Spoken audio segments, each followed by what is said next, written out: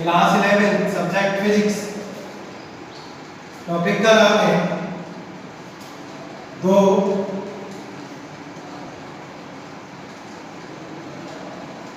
सदिशों का अदिश गुणनफल, या इसे कह सकते हैं डॉट गुणन। इंग्लिश में बोल सकते हैं scalar product of two vector. याद रखिएगा, गुणन सदिशों का ही निकालेंगे, ये विशेष याद रखने वाली बात है।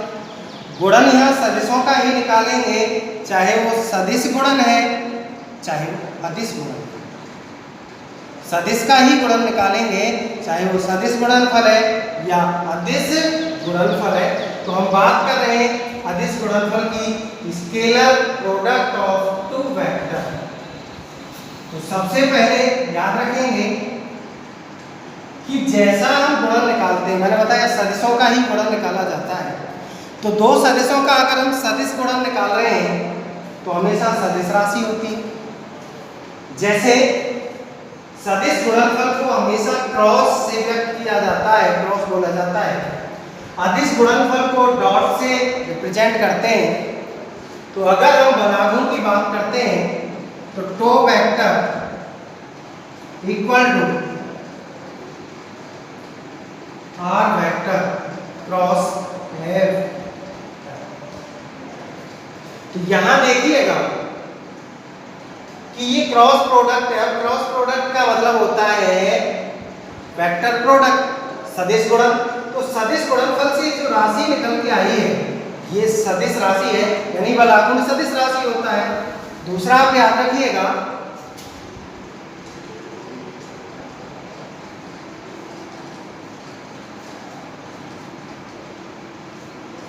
L vector equal to I vector cross omega vector, यानी कोणीय समवेग, जड़त्व आघूर्ण गुणा कोणीय वेग।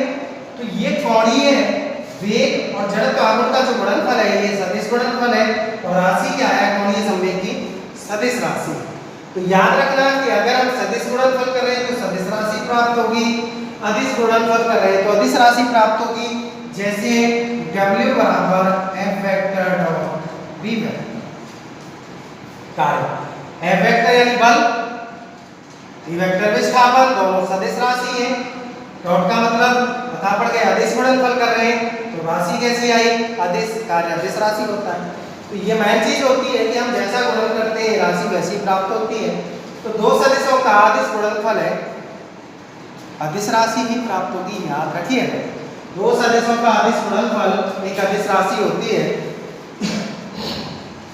तो सबसे पहले हमने दो सदिश लिए,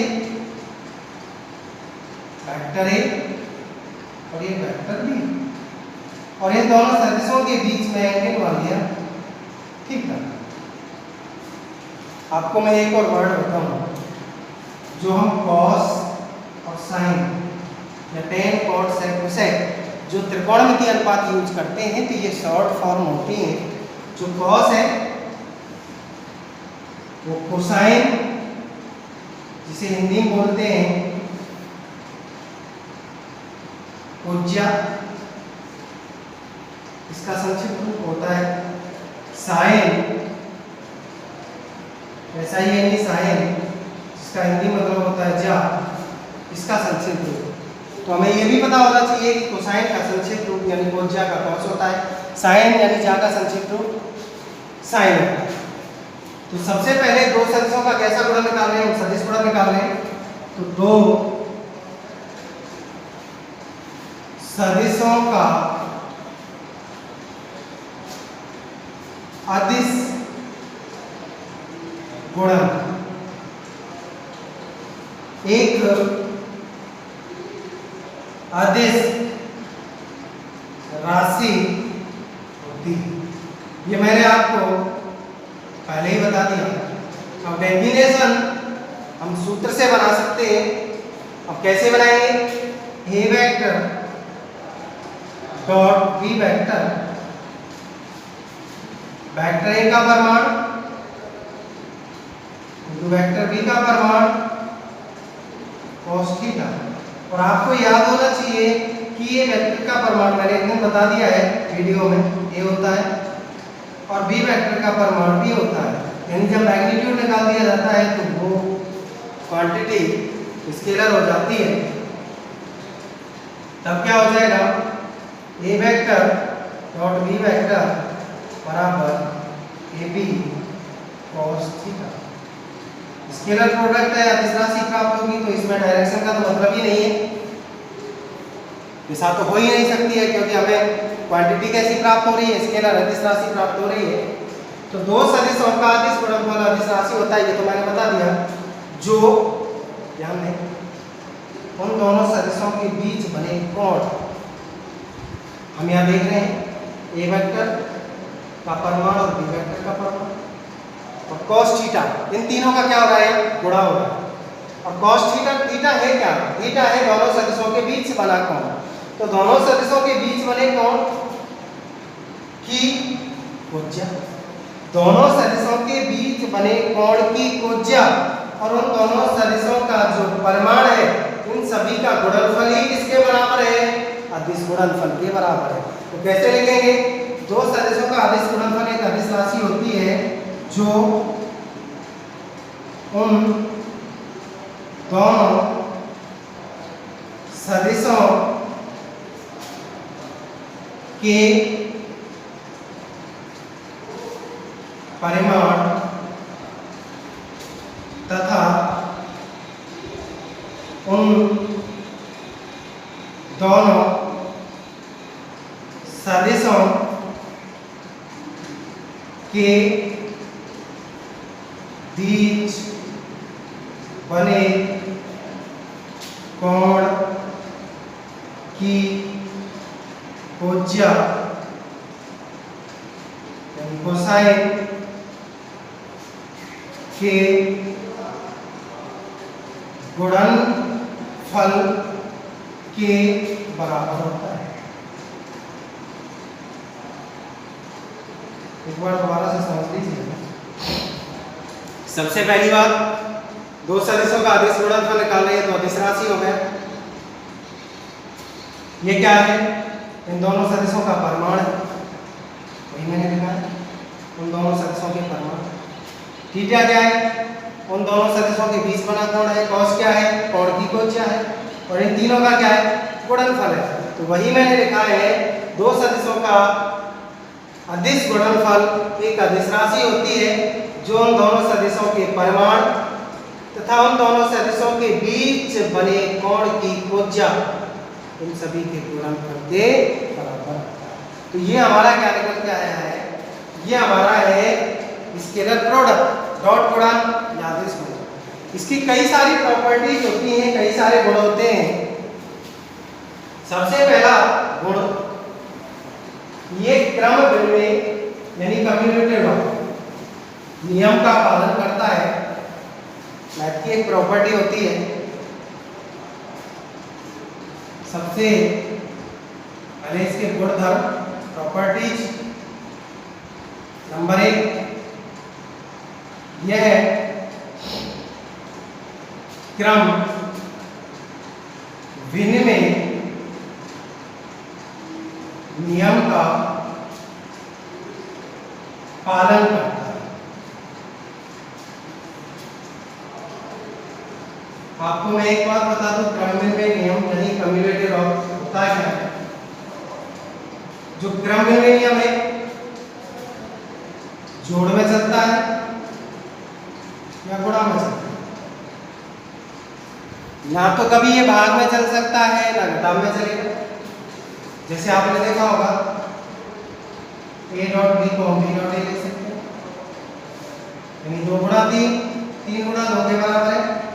ये भी 6 और ये भी 6, 2 प्लस 3, 3 प्लस 2 लिख सकते हैं। ये भी 5, ये भी 5। तो ये केवल गुणा में लागू हो रहा है। अगर मैं 2 माइनस 3 को 3 माइनस 2 लिख दूं तो क्या पालन हो रहा है? -1 हो गया, 1 हो गया, कभी बराबर नहीं है।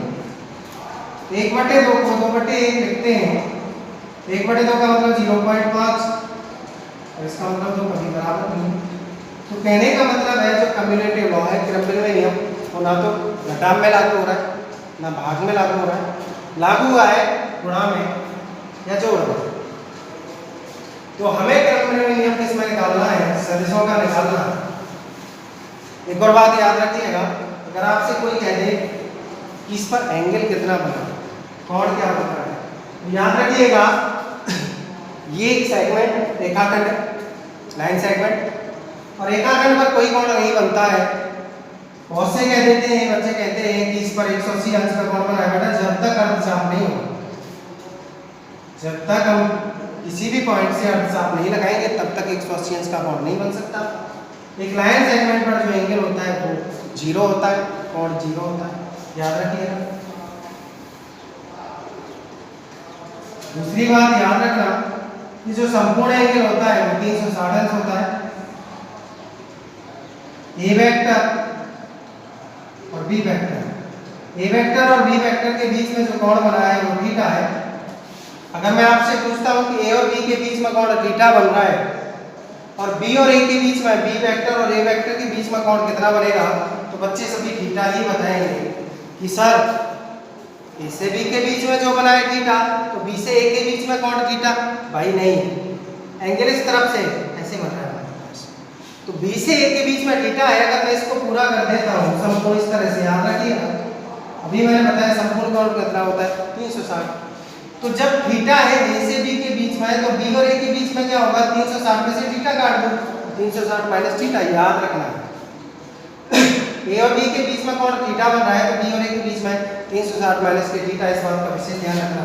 तो निकालते हैं ए वेक्टर और बी वेक्टर। ए वेक्टर डॉट बी वेक्टर का सूत्र अभी हमने बताया कि ए बी cos थीटा है। इसी प्रकार सिमिलरली, इसी प्रकार अगर हम B vector dot A vector निकालते हैं तो ये हो जाएगा बी ए cos, याद रखें 360 माइनस थीटा, क्योंकि बी और ए के बीच में कोण कितना बना है 360 माइनस के थीटा है। और आपको याद रखना चाहिए कि cos 360 माइनस के थीटा जो होता है cos थीटा होता है और साइन में नेगेटिव आता है, इसलिए सदिशों का क्रमबद्ध नियम लागू नहीं होता है क्योंकि माइनस आ जाता है। तब B vector dot A vector equal to हो जाएगा, बी ए को ये भी लिख सकते हैं cos थीटा, इसको पुट इन फर्स्ट कर देते हैं तो देखें A vector dot B vector बराबर, इसकी जगह क्या रख सकता हूं मैं, B vector dot A vector. देख लें A vector dot B vector किसके बराबर आ गया, B vector dot A vector के बराबर आ गया है। तो कहने का मतलब है अदिश गुणनफल क्रमबद्ध नियम का पालन करता है। लेकिन अगर सदिश होते, सदिश गुणनफल होता, क्रॉस में प्रोडक्ट होता तो नहीं होता, क्योंकि उसमें होता है A B sine theta into N cap. तो साइन 360 माइनस के थीटा लेते तो माइनस का साइन थीटा आ जाता, तो इसलिए नेगेटिव साइन आता है। सदिशों का सदिश गुणनफल क्रमबद्ध नियम का पालन नहीं करता। जब सदिश गुणनफल बताएंगे उस बात को तब बताएंगे, बाकी के गुणधर्म इसका अगला वीडियो में।